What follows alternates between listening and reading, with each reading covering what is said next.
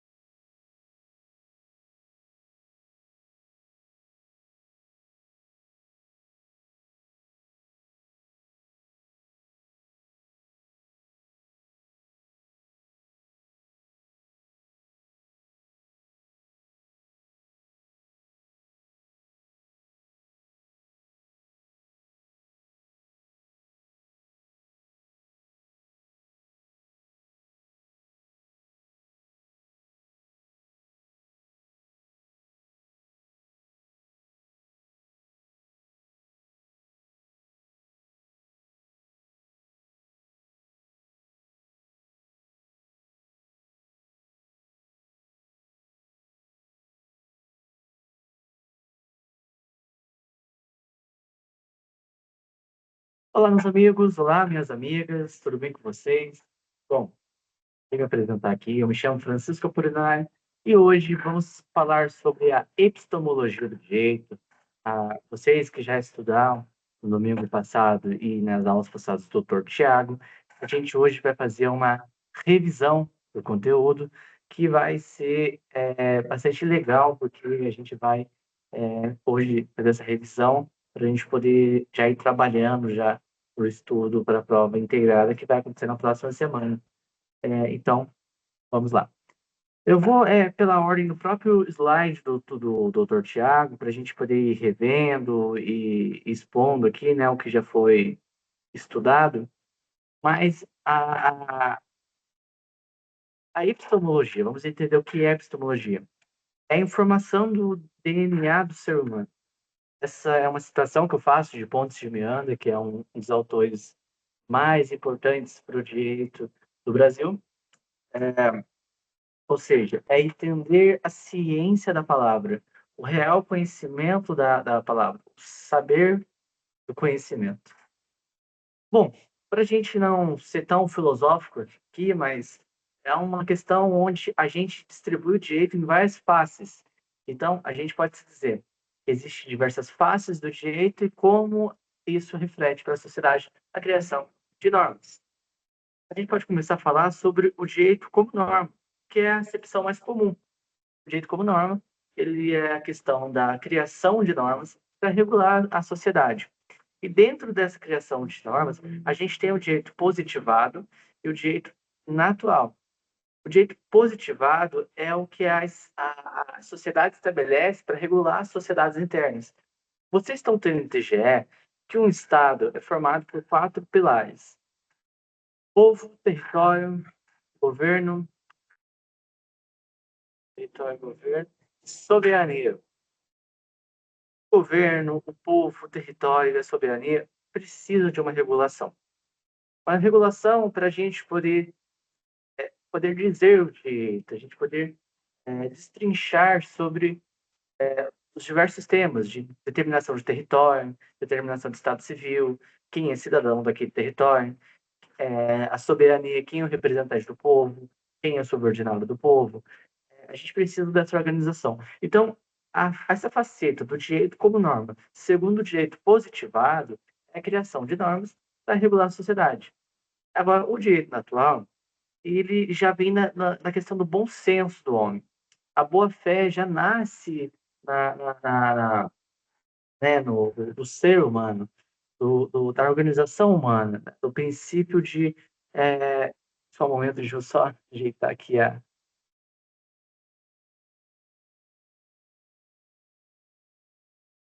Pronto.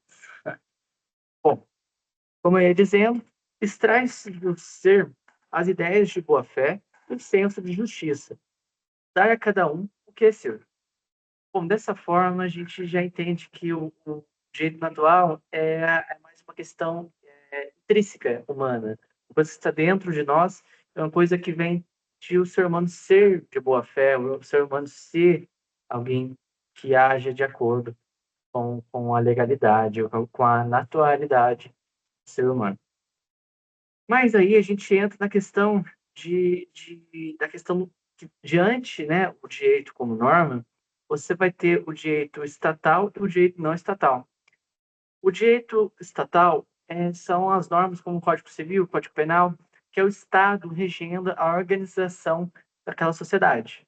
O Estado regendo quais são os deveres do indivíduo com o Estado e como o Estado, quais são os deveres do Estado também com o indivíduo.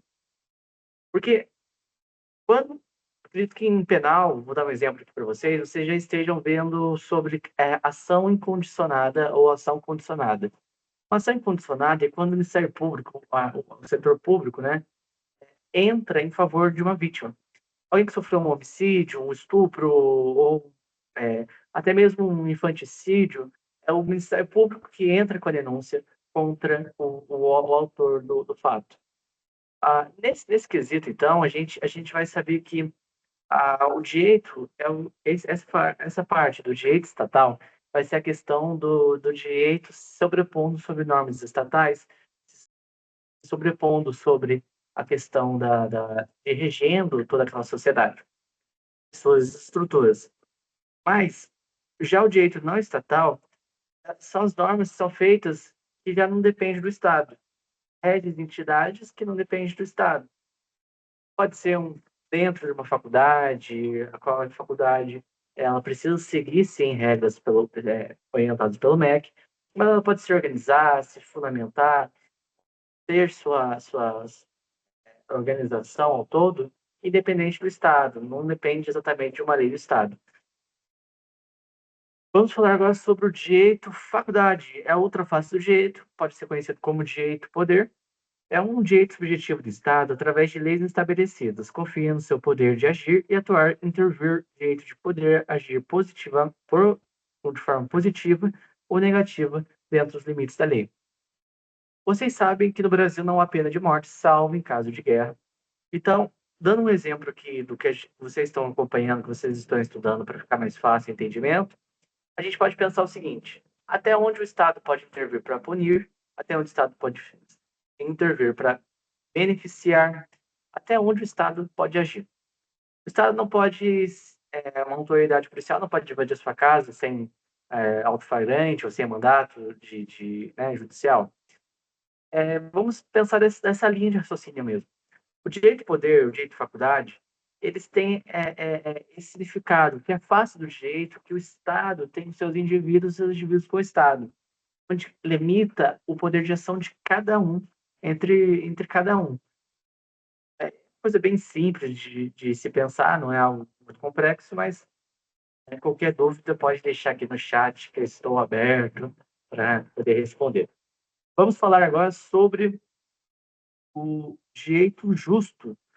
Aqui a gente vai ter uma questão mais filosófica, que a gente vai ter que refletir sobre o que é justo para aquele contexto social.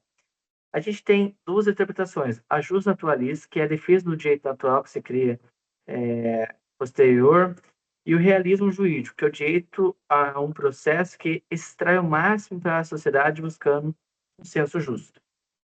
A questão aqui é como aquela sociedade vai julgar aquele delito. Cada sociedade, cada contexto histórico, cada cultura, cada país tem a sua forma de se organizar todas as suas leis e suas penalidades. Em muitos lugares do mundo ainda existe a pena de morte. Em muitos lugares do mundo ainda existe prisão perpétua. Muitos lugares do mundo onde crianças e adolescentes cometem delitos, eles são presos ou existem execuções penais contra eles, como se eles fossem de maioridade, quando eles tivessem a maioridade estabelecida pelo Código Civil. Dessa forma, a gente pode pensar que o direito justo é o que é justo para aquela sociedade. Se a gente for dar uma olhada no Oriente Médio, muitos países de origem muçulmana veem o adultério, a traição, como um crime hediondo, um crime que a pena é apedrejamento, morte. Em muitos contextos do mundo ainda acontece isso. Então, aquela sociedade repudia de uma forma agressiva esse delito, porque isso vem de um contexto religioso. Aqui no Brasil, nosso estado é laico, lógico, mas a maior parte da população, até porque nossos colonizadores eram católicos, por isso a gente pode se dizer que boa parte da nossa construção de leis tem essa raiz católica. Mas é pecado a gente trair, isso a gente sabe. Certo? Todo mundo sabe que no contexto religioso isso é pecado. Mas as penalidades para quem trai no código, no nosso sistema jurídico, não são equivalentes às penalidades que a Bíblia e outros códigos, até como os códigos hebreus do passado, estabeleciam de punição. Com isso, a gente já entende o que é um direito justo. Eu argumentar sobre a face do direito como ciência. Aqui se adota a metodologia, busca-se a verdade, a certeza, passível para a esquematização, causal e forma de regra. Aqui vão ser estudos de casos concretos para a gente poder ter uma melhor visão, a metodologia certa de aplicar o direito. Aplicação de penas, aplicação de leis, a criação de leis, não existe forma exata. Não tem como dizer, você cometeu esse delito, vai pegar isso de prisão.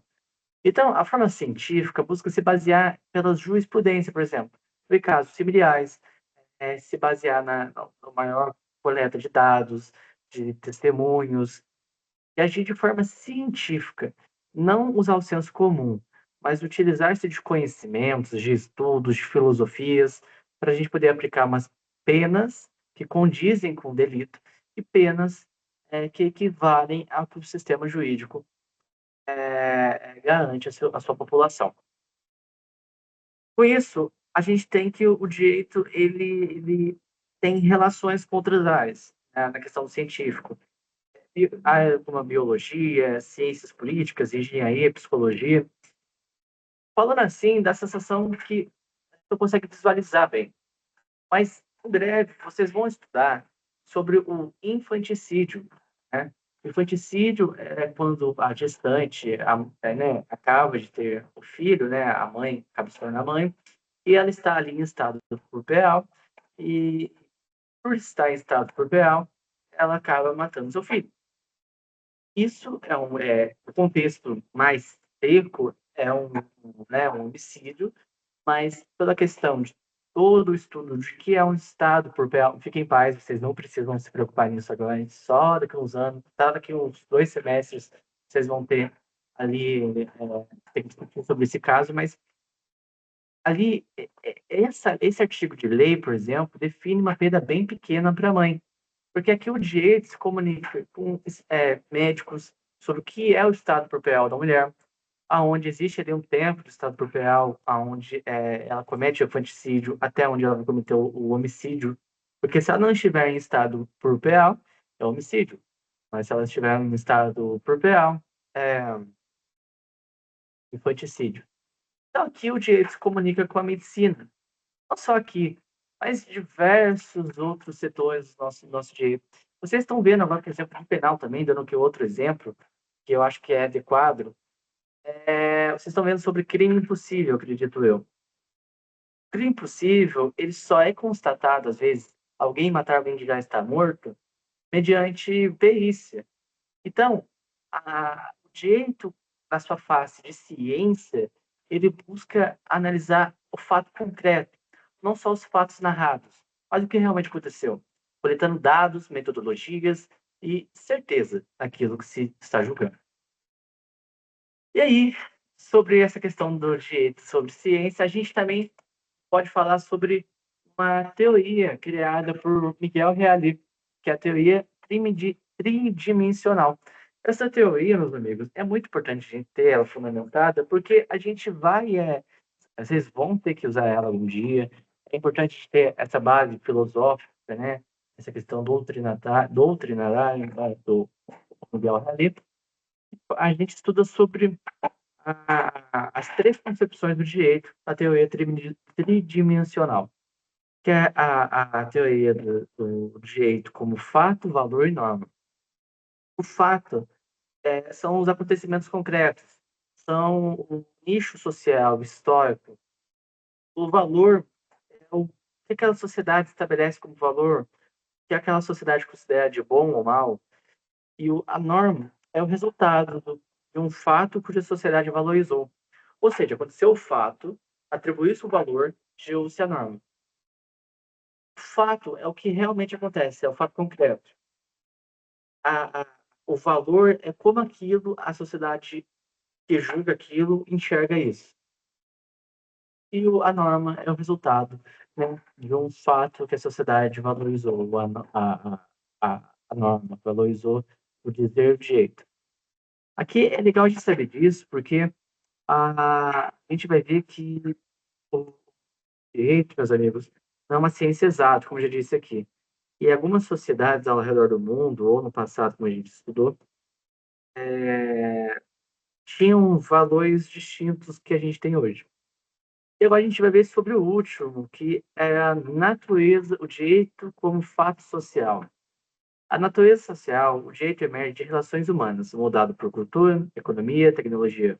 Não é abstrato e reflete e transforma realidades. Por exemplo, quando a gente tem leis ambientais, eu disponibilizei para vocês aqui no PDF explicações sobre o que exatamente é cada qual. E a gente aqui transcrevendo o que eu estou dizendo, a gente dizer que existem a criação, por exemplo, de leis ambientalistas sob contextos de crises climáticas, por exemplo. Hoje a gente está vivendo momentos mais maior reviravolta, né, na questão climática.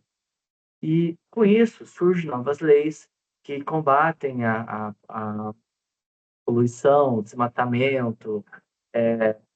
Um exemplo disso, que a gente pode falar o direito como um fato social, seria a criação de leis que, que impedem, né, reservas legais ao redor do Brasil, reservas indígenas, de serem exploradas, de serem invadidas ou habitadas por outros habitantes. Existe na nossa Constituição, atribui-se às terras indígenas a questão da inalienabilidade, da incomunicabilidade, da questão né, de indisponibilidade. São terras que não podem ser vendidas, que os indígenas, as tribos que vivem ali, têm a posse dessas terras com regulamentos, não podem também desmatar ou vender lotes de terra. Aquilo pertence aquilo é do Estado, mas o Estado destaca com o uso preferencial para aquelas tribos. E o que acontece? Muitas vezes povos próximos, pessoas que moram ali, ribeirinhos, né, que moram ao redor do Rio Amazonas, moram ao redor ali das margens dessas reservas legais, muitas vezes se mudam, começam a habitar essas reservas legais. E aí a gente tem no Brasil hoje o termo, eu não vou lembrar o certo, mas é o termo de retirada desses povos não nativos. Ou seja, o STF já entendeu que eu já cheguei a ler sobre isso, e o STF entendeu que, como esses povos não são descendentes indígenas, são povos descendentes de outros povos, podem trazer ali uma miscigenação de cultura, miscigenação de doenças, podem caracterizar ali a criação de uma cidade ali, a criação de um bairro, onde isso vai gerar consequências climáticas. Por isso que a gente faz a desocupação desses povos, onde a polícia, o Estado, aconteceu até um caso em 2018, 2019, se não me engano, que fez a retirada dessas pessoas, dessas terras, que apenas de uso indígena, né? Então é bem legal a gente entender como que o direito como fato social interpretado até nos dias de hoje, sobre as faces do direito, né? Meus amigos, sobre epistemologia, conteúdo é apenas isso. Vou fazer aqui para vocês uma recomendação. Sobre a prova integrada, é muito importante vocês reverem todo o conteúdo do Tiago, de sala de aula, leiam o conteúdo, se possível, buscar leitura auxiliar, porque perante a prova, vocês vão ter questões de múltipla escolha, onde vocês vão ter que ter uma leitura bem atenciosa. Essa leitura não é uma prova impossível, mas é uma prova que você tem que ser cauteloso no que você lê e no que você escreve, porque pode haver questões dissertativas. É lógico que eu não posso falar para você que vai cair isso, aquilo que ninguém sabe. Eu posso apenas afirmar que revise todo o conteúdo, vá com calma, aproveite que dá tempo, separe ali, pega do que você não entendeu ao certo, pega entender sobre como é a visão de cada de cada face do direito pode ser importante, né, para poder fazer uma boa prova. Aproveitando, né, deixa eu ver só uma coisita. Vamos ver. Como vai fazer sobre. Deixa eu ver. A gente agora pode falar, meus amigos, sobre a questão da. A gente pode rever, na verdade, né, o conteúdo do, né, dos povos ágrafos, os povos sem escrito, que foi o primeiro conteúdo que a gente teve aí na nossa monitoria aí, o primeiro conteúdo que o Thiago passou para a gente, né? Vamos lá. Ah, então, meus amigos, como eu ia contando aqui para vocês, vamos falar sobre o direito dos povos sem escrita. Retornando às bases, à fundamentação, à criação das normas, né, do direito, a sociedade, desde que o mundo é mundo, precisa se regular. Os povos sem escritos não tinham realmente documentos, não tinham como forma de documentar isso, mas eles tinham instituições religiosas, instituições como casamento, o poderio familiar de pai e mãe, a questão da propriedade. E, e é legal a gente saber que, antigamente, esses povos primários, né, eles se dividiam em tribos, eram muitos povos com diferentes religiões, diferentes formas de linguagem, diferentes ideais e valores. Então, visado a isso, é elegido um líder religioso, muitas vezes, para estabelecer senso comum entre eles. Ah, nisso, a gente tinha direitos que eram transmitidos oralmente, dito por palavra, e isso é sucessório. Ou seja, a palavra de um líder ficava sobre um povo, sobre o entendimento daquele povo, depois vinha outro líder, fazia uma outra palavra, fazia um novo entendimento, e assim eles iam se regendo sobre a texto histórico. Mas vale a gente dar uma olhada também sobre as características, que muito para a gente saber que esses povos inscritos, as suas normas impregnadas com contexto religioso, ou seja, as suas normas são criadas segundo paradigmas de religião. Eles eram numerosos, porque havia diversas comunidades. Um exemplo disso é a questão dos indígenas, por exemplo. Quando os portugueses desembarcaram aqui, a, a, pode, pode-se afirmar que existiam diversas tribos indígenas, diversas até diferentes idiomas, tinham muitas tribos, muitas formas de se organizar em cada tribo. Então, a gente pode usar isso como exemplo também, como aquele povo se organizava no seu contexto. A escrita depois surge na Mesopotâmia, né? Mas a maior parte da sociedade é regida pela questão agrícola. As terras, a propriedade propriedade do governo, em maior parte. E aí a gente, dos povos sem escrita, a gente pode ter isso como base. A gente não tem mais tanto conteúdo assim, para aprofundar, para a gente não acabar desfocando nos outros. Mas eu dou uma revisãozinha aqui com vocês, tá? Porque realmente, se vocês querem ter conteúdo completo, tudo detalhado, fatos históricos certinho, eu indico procure em PDF que eu construí para vocês, o slide. Lá vocês vão ter uma leitura complementar. A gente já falou sobre isso, a gente já discutiu detalhe por detalhe. Então, eu acredito que lá vocês vão poder ter uma maior facilidade para consultar o conteúdo. Vamos falar agora sobre o código de Hammurabi. O código de Hammurabi, ele nasceu na Babilônia, né? Ele dividia a sociedade em três grupos: os homens livres, os escravos e da camada intermediária, que pessoas que eram funcionários públicos, que tinham direitos específicos.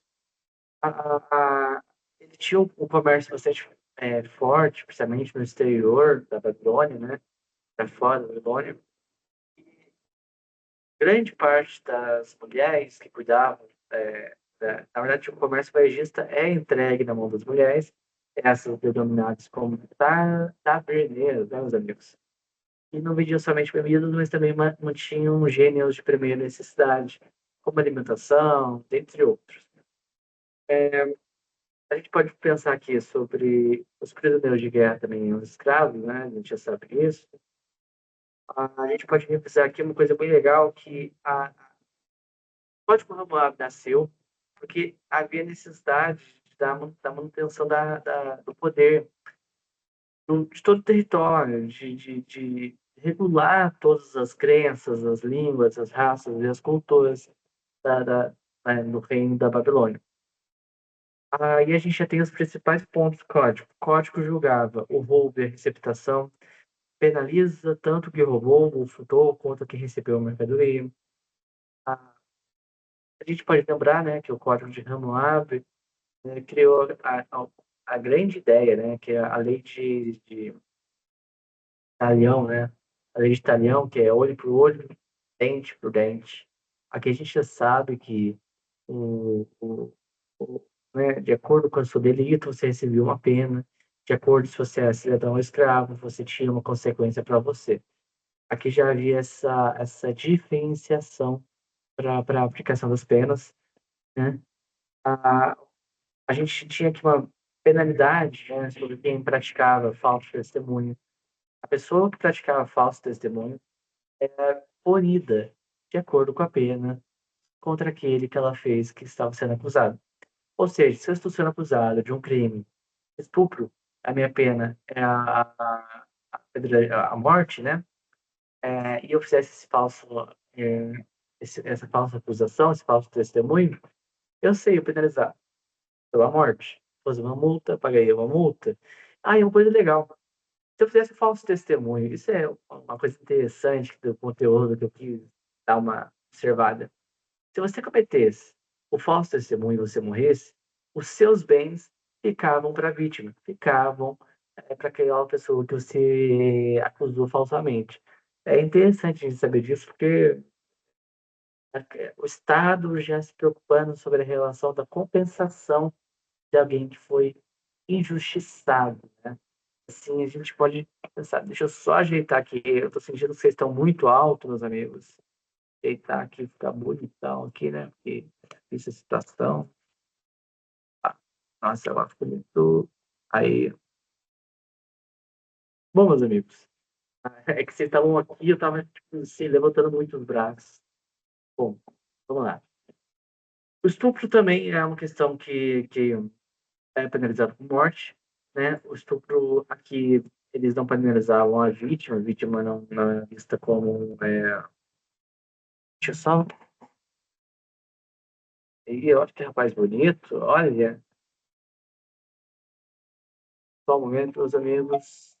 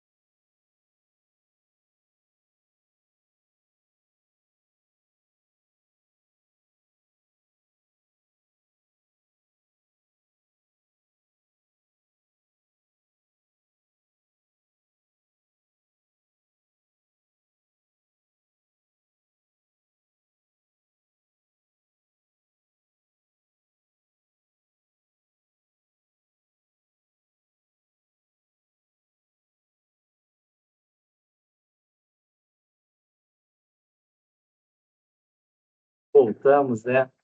Meus amigos, como eu ia dizendo, né, o estupro é penalizado também com a morte, e a vítima não é penalizada, como a gente já viu.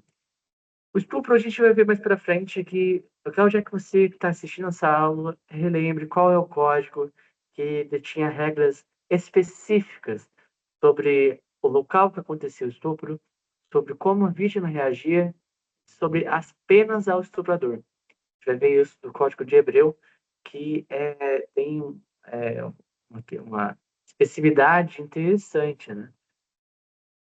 A gente pode também falar sobre a questão do adultério, né? Que no adultério, o Código de Hammurabi estabelecia que apenas a mulher cometia o crime. O homem era apenas cúmplice. Se a mulher fosse solteira, né, e tivesse alguma coisa com um homem casado, ela não havia cometido nenhum crime. Ah, contudo, né, a mulher casada que era pega com outro homem, essa receberia pena de morte. E o seu cúmplice também. Mas poderia haver questão do perdão do marido, né? A mulher, né? O homem que fez isso seria apredejado morto, sem dúvida. A gente pode também ver aqui a questão sobre o processo. Na lei babilônica, né, no Código de Hammurabi, o processo é uma coisa que se misturava com padrões religiosos, onde você é acusado e onde é também elegido alguém ali da tribo, sacerdote, uma pessoa leiga, e estabeleciam que você deveria atravessar o rio amarrado, ou às vezes com uma pedra, ou às vezes apenas atravessar um rio, né? E se você sobreviesse esse rio, se você atravessar sem se afogar, é um rio fundo, provavelmente, você é inocente. A pessoa que te acusou seria morta, quer dizer, seria jogada ao rio, né? Agora, se você morresse no rio, você é, é culpado. Aqui tem até um exemplo que o Thiago usou com vocês, que eu até achei legal da gente puxar para a nossa monitoria, é que, explicando de uma forma mais científica, né, uma forma mais puta, a gente pensar que se alguém lançar contra um outro uma acusação de feitiçaria, mas não poder comprovar, aquele contra quem foi lançada a acusação de feitiçaria irá ao rio e mergulhar ao rio. Se o rio purificar aquele e ele sair ileso, aquele que lançou sobre ele a acusação de feitiçaria será morto, e o que mergulhou do rio tomará para si a casa do seu acusador. Aqui entra aquela questão que eu falei para vocês no começo da nossa conversa aqui, sobre o Código de Hammurabi, que é sobre a concessão dos bens do acusador contra o acusado. E sobre da questão da espiritualidade, onde o rio limpava, se a pessoa fosse limpa, ia sair ilesa, e a pessoa fosse não, né, não fosse purificada, ia, ia afogar. De um problema, né? Ah, outra coisa legal do Código de Hammurabi, trabalho. Aqui a gente tem uma coisa legal que é o seguinte: se o médico praticasse um erro contra um escravo, esse médico pagaria uma multa proporcional pelo erro. Um dedo ser uma fração de dinheiro, né, do dinheiro da época, uma mão, o braço, de acordo, ou a vida daquele escravo seria de acordo com esse erro. Agora, se o médico cometesse um erro contra um cidadão babilônico, esse médico está na lista.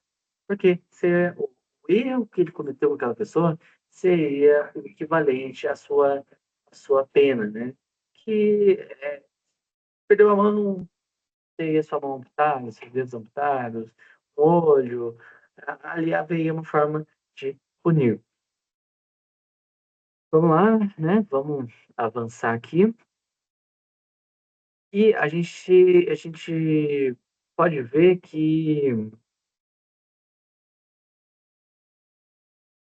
eles também, o Código Babilônico já se preocupava com a questão de herança, né? Que é passar os bens, né, a, a- a- aos filhos. Bom, a gente pode começar a pensar que as filhas casadas já eram excluídas, desse testamento, porque já receberam seu dote durante o casamento. Enquanto as filhas solteiras, quando casassem, receberiam seu dote que vir dos seus irmãos. Não havia uma questão de primogênito, ou seja, o filho mais velho não necessariamente, não sei essa questão de o filho mais velho escolher o seu patrimônio, seria uma coisa mais dividida certa, uma coisa mais certa. Filhos podiam ser deserdados, né? Se essa deserdação fosse feita por juiz, né? Um exame, né? Por parte de juízes, de motivos para ele ser deserdado. Aqui o Código de Hammurabi também se preocupa sobre a questão de adoção, né? Aqui a legislação dava que a criança que for sujeita à doação, a família não podia reclamá-la, tal, pegá-la de volta. O filho adotado tem que ter os mesmos direitos do filho biológico daquela família, ou seja, na questão de testamento, na questão de tratamento.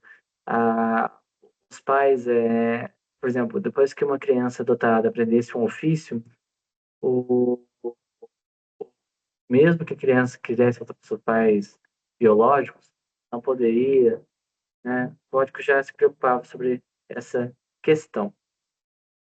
Meus amigos, vamos falar agora sobre o próximo código, o Código de Manu. O Código de Manu, meus amigos, é legal a gente saber que ele nasce na Índia, é um código hindu, né? Ele tem bastante embasamento hindu, ou seja, é um código que tem preceitos, ele tem ali uma mistura de não e de normas assim para reger a sociedade. No Código de Manu, a gente sabe que os hindus eram divididos em castas, aonde essas castas não podiam ficar se misturando, porque isso é visto como hediondo, coisa errada. Ah, o Tiago não chegou a passar para vocês sobre o nome de cada casta, assim, até para não confundi-los, para não causar em vocês desconforto na hora de estudar. Mas depois vale a pena dar uma pesquisada e entender exatamente qual é o nome das castas e como elas se relacionavam entre si. Bom, quem não. Mas assim, as castas definiam sua religiosidade e sua situação econômica.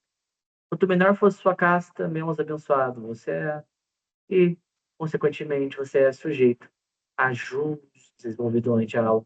Você é sujeito a juros abusivos, a trabalhos insalubres, a condições degradentes.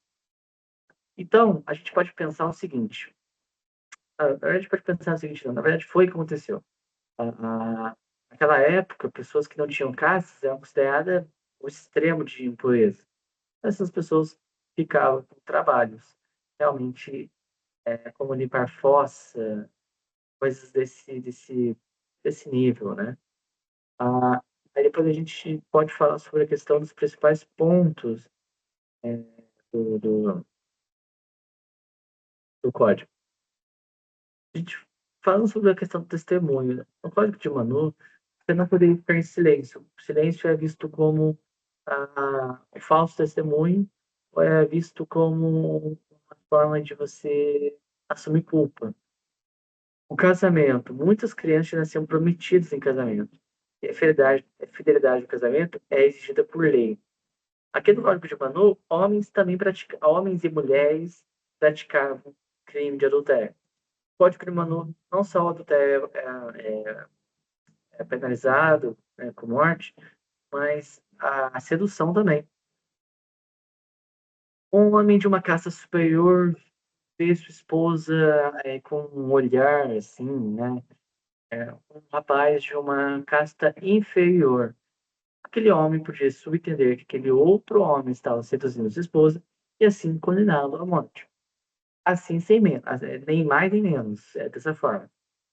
Ah, no Código de Manu, se vocês forem dar uma lida mais aprofundada, há muitas vezes homens casados de castas superiores se relacionassem com mulheres de castas inferiores, muitas vezes eram perdoados.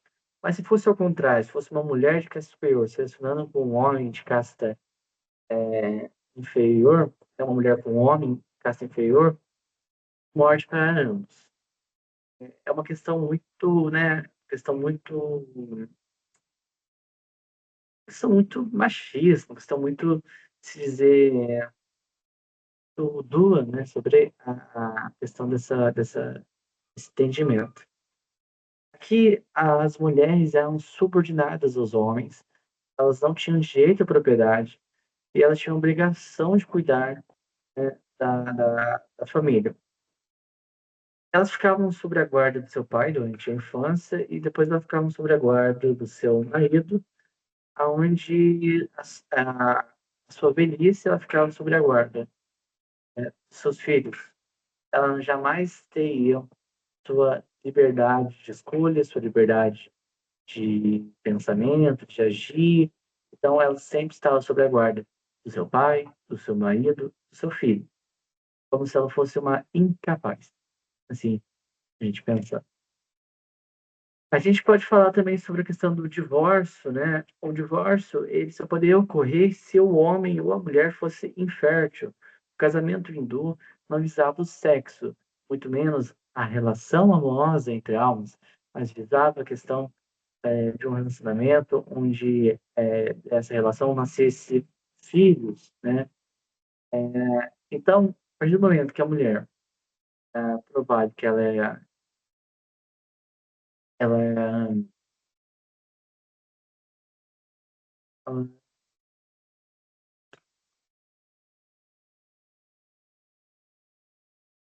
perdão, os amigos, que ela é infértil, poderia haver ali o divórcio, né? E o homem também poderia sofrer essa questão do divórcio. Ah, né? Enfim.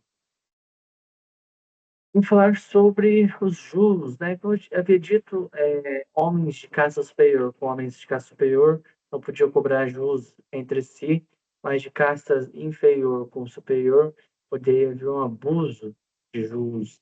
Uma relação entre castas, onde sobre cada casta pode se aplicar um juros, uma penalidade, uma multa, uma obrigação de fazer ou não fazer.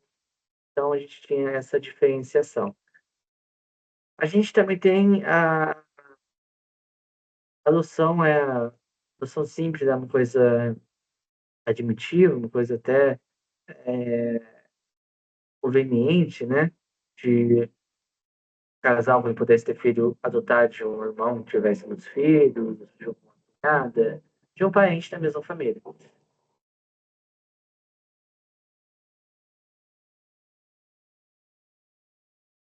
Uma coisa legal também, que eu estou relembrando aqui, vendo junto com vocês, porque assim, a nossa monitoria é isso, a gente vai vendo aqui o conteúdo e vai expondo aqui para vocês. Sobre a questão do teste, né, para avaliar se a mulher é fértil ou infértil. Onde a mulher é submetida a um hormônio do marido, por exemplo, de forma regulada, de ter relações com ele, onde essas relações tentassem ter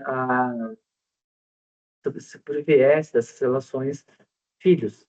Se não sobreviesse, então essa mulher, ela já infértil poderia ser abandonada. Vamos entrar no nosso código dos hebreus. Os hebreus, eles é um peço perdão. Eles eram monoteístas, acreditavam apenas em um só Deus. Eles tinham uma lei mosaica, né, que tinha um fundamento da lei de Torá, lá de Moisés, né, que é a questão nos hebreus não se distinguia o pecado com as infrações. Crime e pecado são considerados a mesma coisa.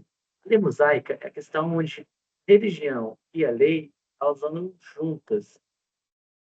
O código religioso é tratado como uma regulação daquela sociedade. Então, a lei sempre é vinda de Deus, né? E só Deus, né, poderia mudá-la. Lógico que reis que subentendia o entendimento de Deus. Bom, é, a maior parte do povo hebreu eram pastores, né, pessoas do campo, e dentro do Código Hebreu, a gente tem o nascimento de muitos institutos que a gente traz até hoje. Como...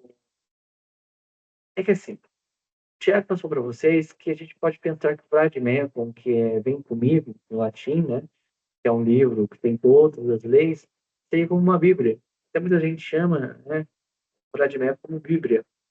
E até as divisões da Bíblia parecem com o Vladimir. A gente também tem a questão da questão das folgas do sábado, a questão da preocupação de civil. O Código Hebreu se preocupava até sobre as construções civis, onde as construções deviam ter proteções, onde equipamentos da obra ali não caíssem sobre a população que passava ali. Então, é um código que trabalhava muito bem a regulação com a sociedade. É um código que estimulava a caridade. A gente tem Deuteronômio, né? Lá no capítulo 22, a questão de haver caridade com o próximo, de boa-fé, de receptação.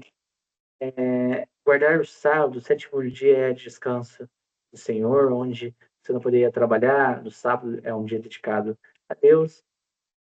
Aqui a gente já tem o nascimento da questão da imparcialidade do juiz, onde juízes deviam ser imparcial e não acertar presentes, poderiam acertar mimos, né? Ou a gente tem fundamento da jurisdição, que é dizer o direito. Aqui não se permitia também a questão do falso testemunho. O processo, ele não é um processo onde não se podia haver um julgamento sem uma investigação, sem uma contestação, e muito menos por forças naturais ou Deus, como a gente viu lá na Babilônia. A propriedade alheia, né, como eu disse para vocês, da construção civil, de haver né, do proteção de quem passava sobre o local.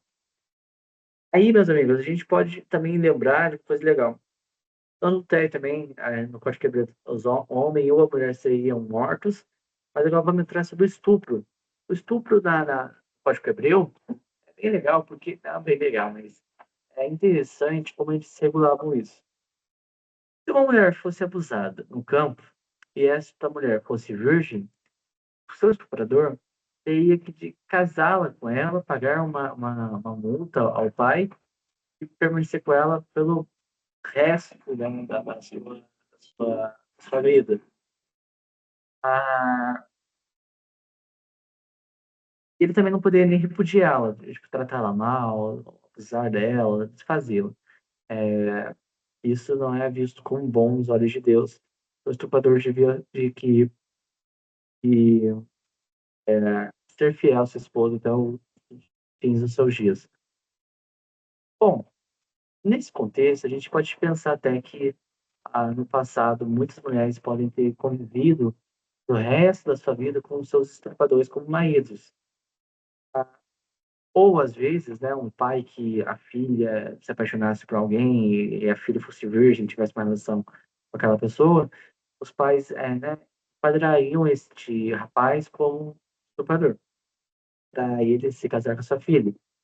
A gente, no Código Penal, teve uma lei que foi extinta há algum tempo já, de mulheres virgens, onde eram desrespeitadas, poderiam o pai dessas moças, né, menores de 18 anos, salvo engano, ir à delegacia, entrar com uma ação contra aquele cara, contra aquela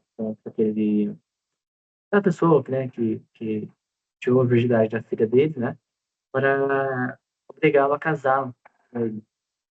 E aqui é a mesma ideia. Mais, nas cidades, se uma mulher fosse estuprada e ela não pedisse socorro, ela também ia ser morta. Na cidade não havia essa regra de o estuprador pagar uma multa e casar com a vítima, só no campo. Na cidade, se ela não pedisse socorro, ela seria apredejada também. O divórcio aqui existia somente para os homens, né? Somente os homens poderiam pedir divórcio, mas eles deveriam haver uma justificativa onde dissesse porque sua mulher é vergonhosa, algo vergonhoso que ela fez, se ela não proquia, não tem filhos, é desobediente, e tinha essa questão também. Dentro dos hebreus, a gente teve a questão da herança, da primogenitura, ou seja, o filho primogênito é o beneficiado diante dos outros. O patrimônio da família, é visto para a família, do indivíduo, do pai que se passava para o filho mais velho, né? Aqui a gente tem um princípio de pena, de individualidade de pena, né? Minimação da ação do princípio da pena de talião. Aqui você não pagava proporcionalmente com o seu delito, aqui você tinha uma individualidade, você tinha um julgamento onde ia definir de forma mais técnica a penalidade que você vai sofrer. A gente tinha sobre a questão do filho desobediente, que se o filho desobediente, rebelde, fosse denunciado pelo pai e pela mãe, este filho poderia, né, ser morto, desde que seja denunciado, né, e seja provado que aquele filho que você está cometendo ato de rebeldia. Questão do casamento. E outra coisa legal também de a gente falou sobre o divórcio, mas aqui nos babilônicos, nos hebreus, a, não existia a questão de você ter apenas uma esposa. Assim, você poderia ter mais de uma esposa, mas isto não é ilegal, não é pecado, mas é visto com maus olhos por Deus. Segundo o entendimento deles, quando você tinha muitas esposas, seu coração não estava segundo o amor de Deus, estava segundo o amor à carne. Então, é para você ver como que a lei mosaica para impactar nas relações entre as pessoas, né? Então, muitas vezes a pessoa não poderia ter mais de uma esposa, poderia ter mais de uma esposa, mas por medo, né, de estar diferente ao coração de Deus, elas não tinham. Meus amigos, a gente já terminou de falar sobre os principais pontos sobre cada povo. É uma revisão, como eu já disse, então eu estou tentando ser o mais explicativo, mais esclarecedor para vocês. Peço desculpa pelas falhas de linguagem aqui, pela minha voz também. Hoje eu estou com um pouquinho de dor de garganta, mas eu estou esforçando o máximo para poder dar o máximo de mim aqui para vocês. Agora a gente vai falar sobre, eu até fiz umas anotações aqui no papel, e até recomendo que quem estiver assistindo esse vídeo faça anotações de forma escrita para escrever é estudar, meus amigos. Eu garanto para vocês que não existe coisa melhor do que vocês estarem sempre exercendo a escrita. Vamos falar sobre o direito da Grécia Antiga, o direito grego. O direito grego, como, vamos entender uma coisa primeiro. Existiam as polis, cidades-estados. Tiago trabalhou com vocês duas cidades-estados, Atenas e Esparta. Cada cidade tinha uma influência do Império Grego, mas se regulava entre si as suas normas, as suas leis e da sua execução, a sua regulamentação e da sua organização. Como assim, Francisco? A gente vai começar a falar sobre a questão de Atenas. Atenas, que é uma cidade, né, cidade-estado, né, que tinha uma democracia que é uma democracia modelo até hoje, uma democracia direta, que muitos sistemas democráticos se baseavam a partir dela. E dentro de Atenas havia a distinção de classes também. Só que existia os cidadãos, os metecos e os escravos. Metecos seriam pessoas que fossem filhos de estrangeiros ou descendentes de estrangeiros, né? Para você ser um filho, um cidadão, você deveria ser filho de pai e mãe ateniense. Francisco, mas o que isso impacta? Em Esparta, quem não era cidadão não tinha direitos políticos. Mulheres e quem metecos escravos não detinham poder de participar da democracia decisivo, né?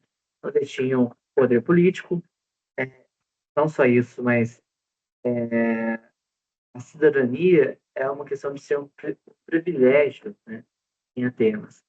Tanto em questões políticas, questões de cargos que você podia ser elegível, né? Dentre outros. Outra cidade, cidade-estado, que o Tiago tratou com vocês, foi Esparta. Esparta. Esparta é uma cidade militar, uma cidade eugênica, né? Onde Esparta é uma cidade também estratificada, uma cidade mais rígida, e eles estabeleciam em Esparta, a gente pode até pensar sobre o papel da mulher. As demais sociedades que a gente conversou, a gente viu que a mulher tinha papel de estar beneiro, papel de cuidar da família, papel de ter filhos. E aqui em Esparta, a mulher tinha o papel de criar soldados ao Estado. Esparta formava seus cidadãos, a parte dos cidadãos, por isso que é uma cidade eugênica, permitir que crianças com imperfeições nascessem, nascessem soldados perfeitos para reger o Estado, para reger as relações, reger o Estado e seus objetivos. Então, por isso que as mulheres tinham essa visão de terem filhos saudáveis, onde o Estado fornecia todo apoio para essas mulheres. A gente também pode falar que a, os estrangeiros detinham uma influência no mercado de Esparta. Mas os estrangeiros também não poderiam deter, né, terras espartanas. Esparta não permitia que eles davam a posse aos seus cidadãos, mas não tinham propriedade dos seus cidadãos, ou seja, seus cidadãos não poderiam vender propriedade para estrangeiro. Isso é uma forma de proteger o território espartano, para que esse território não fosse comprado por nações inimigas. Então, eles permitiam apenas que a venda da posse, lembrando que a propriedade é do Estado, mas o poder de usar aquele território poderia ser cedido apenas a outros cidadãos de Esparta. Depois a gente tem sobre a questão que Esparta tinha uma arbitragem, onde as crianças que nasciam, elas eram escolhidas. Se ela tivesse alguma perfeição, ela era jogada de uma ladeira. Isso é ser eugênico, escolha de raças. E, e, e quando essas crianças perfeitas são escolhidas, aos seus 7 anos, elas eram entregues ao Estado, o Estado ia transmitir a elas educação militar. Depois a gente tem sobre a questão de que na Esparta antiga, né, havia a diferenciação de, de direito material e direito processual. Ou seja, eles distinguiam a questão do direito das regras estabelecidas, do conhecimento, da lei, né, e da forma como aquilo ia ser executado. Eles distinguiam a forma de executar cada um para garantir a execução. Eles diferenciavam isso. E depois o Tiago adotou com vocês dois filósofos muito importantes para a criação dessas leis, né? Que é o Drácon e o Solon. Drácon, ele é de 620 anos de Cristo. Ele é conhecido por incluir diferentes formas de homicídio. Ele é bem rígido, né? Que a gente tem que ele é bem severo. Ele forneceu a Atenas seu primeiro código de leis, né? Quase todos os seus crimes são passíveis de morte, e então ele demonstra o perfil mais rígido. Depois a gente tem a presença do filósofo Solon, né, do legislador, para assim dizer, Solon, que nasceu ali em 594 a.C., também estava criando leis, né, alterando o Código de Drácula. Aqui o Solon, ele criou leis que ajudassem estrangeiros a se tornar cidadãos, né, os descendentes desses hebreus, assim, aumentando a influência dos estrangeiros no comércio, aumentando a economia, a abrangência de cidadãos. Ele criou a questão onde os pais deveriam ensinar um ofício aos seus filhos. Se os pais que não ensinassem ofício, na velhice, ao filho não havia obrigação de cuidar do seu pai. E a gente também tem a questão de que ele introduziu, né, a questão do testamento, onde a questão da sucessão, né, da propriedade de cada indivíduo, que antigamente era passado a ser da família. Ele também tratou sobre a questão do homem dispor de toda a sua fortuna, mas desde que seu primogênito, seus filhos não fossem prejudicados, porque aqui já tinha a visão de que a, o homem, né, teria seus herdeiros necessários. Depois, meus amigos, a gente tem a questão de Roma, né, da fundamentação de Roma. Roma, o direito romano, né, nasce ali em 754 a.C. O direito romano é essencial no nosso Código Civil. Muitas ideais de proteção ao indivíduo, autonomia da família, prestígio do pater familias, valorização da palavra empenhada, cálculo de parentesco, costume, leis, editos de magistrado, onde são as fontes do direito romano, por exemplo, podem ser comparadas a de Miguel Reale. Costume, lei, editos magistrados. A gente hoje usa o fato, valor e norma. Ali também havia essa questão da tríplice, da criação dessas fontes do direito, né, do diálogo das fontes. Os costumes, né, que é as práticas de diversos atos, a lei, que indicava a deliberação de vontades, e os editos, que são o entendimento dos juízes daquela época. Esse é a nossa jurisprudência atual também, pensando assim, né? E o Tiago tratou com vocês mais sobre a questão das 12 tábuas, né? São as 12 tábuas que detinham, né, as leis ali romanas. A gente tem o chamamento do juízo, onde se uma pessoa não quisesse comparecer a um julgamento, ela poderia ser arrastada, levada à força, né, pelo seu acusador. A gente tem também que, além disso, os julgamentos tinham que acabar até o pôr do sol, meus amigos. Nos julgamentos e dos furtos, não havia uma distinção que é furto ou roubo, então é, eles não se preocupavam nessa classificação. Se a pessoa roubasse por questão de doença, né, essa causa é suspensa, né? A gente tem a questão do pátrio poder, do casamento. As mulheres de geral casavam-se com 12 anos, ou 14 anos. O fato de estar casado não liberava a autoridade paterna, ou seja, uma criança que tivesse casada com seu marido, ainda assim estaria sob influência dos seus pais. A gente tem, por exemplo, a tábua 5 das heranças delas. A sucessão, a partilha de dívidas e créditos e heranças, dos limites do quinhão de cada um, divisão de quinhãos, né? Não se podia fazer uso capião de coisas que tivessem sobre tutela da mulher, que ela é absolutamente incapaz no início do período republicano. Ou seja, mulheres, como eram incapazes, eram apresentadas pelo Estado, por alguém, a quem fosse fazer uso capião das suas terras não poderia.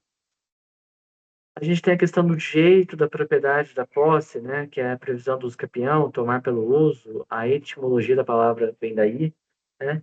É a proibir a compra de propriedades imóveis por estrangeiros para não prejudicar os nacionais, vale dizer, os cidadãos romanos.